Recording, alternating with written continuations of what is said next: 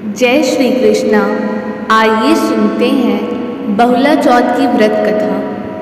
बहुला चतुर्थी व्रत से संबंधित एक बड़ी ही रोचक कथा प्रचलित है। जब भगवान विष्णु का कृष्ण रूप में अवतार हुआ, तब इनकी लीला में शामिल होने के लिए देवी देवताओं ने भी गोप गोपियों का रूप लेकर अवतार लिया। कामधेनु नाम की गाय के मन में भी कृष्ण की सेवा का विचार आया और अपने अंश से बहुला नाम की गाय बनकर नंद बाबा की गौशाला में आ गई। भगवान श्री कृष्ण का बहुला गाय से बड़ा स्नेह था। एक बार श्री कृष्ण के मन में बहुला की परीक्षा लेने का विचार आया। जब बहुला वन में चर रही थी, तब भगवान सिंह रूप में प्रकट हो गए। मौत बनकर सामने खड़े सिंह को देखकर बहुला भयभीत हो गई, लेकिन हिम्मत करके सिंह से बोली, हे वनराज, मेरा बछड़ा भूखा है। बछड़े को दूध पिलाकर मैं आपका आहार बनने वापस आ जाऊंगी। सिंह ने कहा कि सामने आए आहार को कैसे जाने दूं? तुम वापस नहीं आए तो मैं भूखा ही रह जाऊंगा। बहुला ने सत्य और धर्म की शपथ लेकर कहा कि मैं वापस अवश्य आऊंगी। बहुला की शपथ से प्रभावित होकर सिंह बने श्री कृष्ण ने बहुला को जाने दिया। बहुला अपने बछड़े को दूध पिलाकर वापस वन में आ गई। बहुला की सत्यनिष्ठा देखकर श्री कृष्ण अत्यंत प्रसन्न हुए और अपने वास्तविक स्वरूप में आकर कहा, हे बहुला, तुम परीक्षा में सफल हुई। अब से भाद्रपद चतुर्थी के दिन गौ माता के रूप में तुम्हारी पूजा होगी। तुम्हारी पूजा करने वालों को धन और संतान सुख मिलेगा।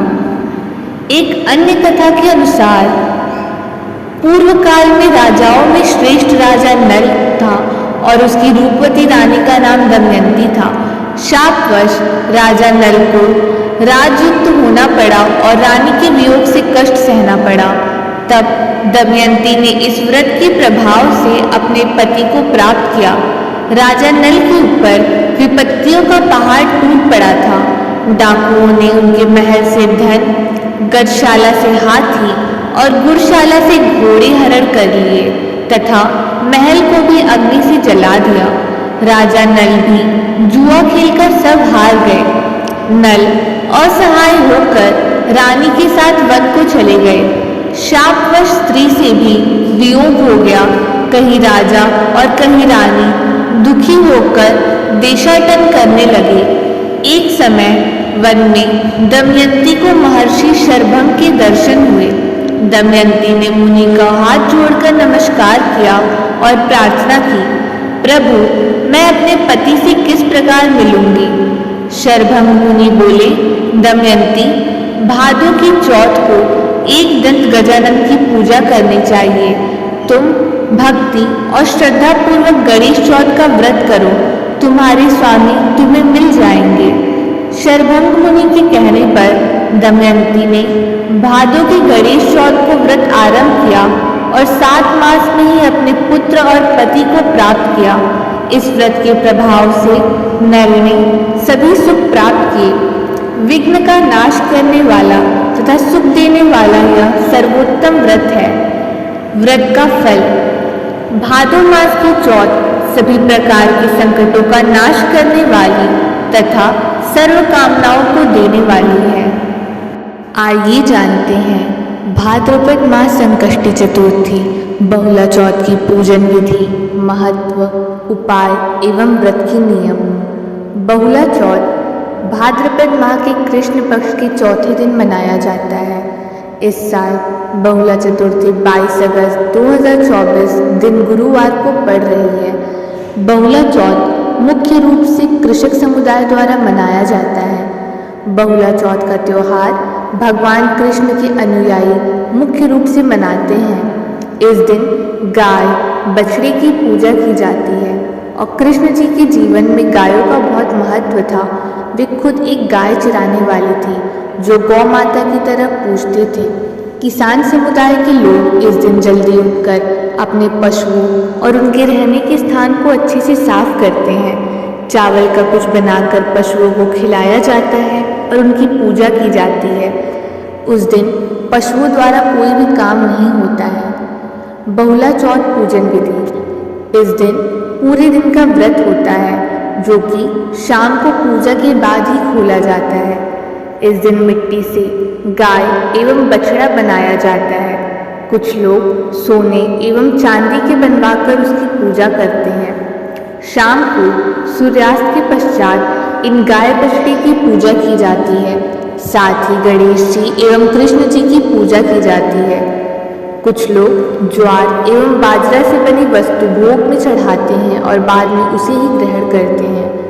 पूजा के बाद बहुला चौथ की कथा को शांति से सुनना चाहिए। गुजरात में इस दिन खाना खुले आसमान के नीचे तैयार किया जाता है और वहीं बैठकर खाते हैं। मध्य प्रदेश में इस दिन उड़द दाल से बनने वाला बड़ा का सेवन किया जाता है। वहाँ उस दिन उड़द दाल से बना भोग ही औरतें ग्रहण करती हैं। इस दिन दूध और उससे बनी चीज़ें जैसे चाय, कॉफ़ी, दही, मिठाइयाँ खाना बिल्कुल मना होता है। कहते हैं जो यह व्रत रखता है उसे संकट से आज़ादी मिलती है, साथ ही उसे संतान की प्राप्ति होती है। इस व्रत से धन ऐश्वर्य मिलता है। पूजा अर्चना के बाद मिट्टी से बने गाय बछड़े के जोड़े को किसी नदी या तालाब में सिरा दिया जाता है। बहुला चतुर्थी के उपाय। गौ माता की पूजा करने से कुंडली के दोष समाप्त होते हैं। प्रतिदिन गौ माता के नेत्र के दर्शन करें, जीवन में लाभ ही लाभ होगा। यदि रास्ते में जाते समय गौ माता आती हुई दिखाई दे तो उन्हें अपने दाहिने से जाने दें, तो निश्चित ही आपकी यात्रा सफल होगी। यदि यात्रा की शुरुआत करते समय गौ माता सामने से आती हुई दिखाई दे या बछड़े को दूध पिलाती हुई दिखाई दिख जाए तो यात्रा सफल एवं संपन्न होती है। जिस घर में गौ पालन किया जाता है वहाँ का वास्तु दोष स्वतः ही समाप्त हो जाता है।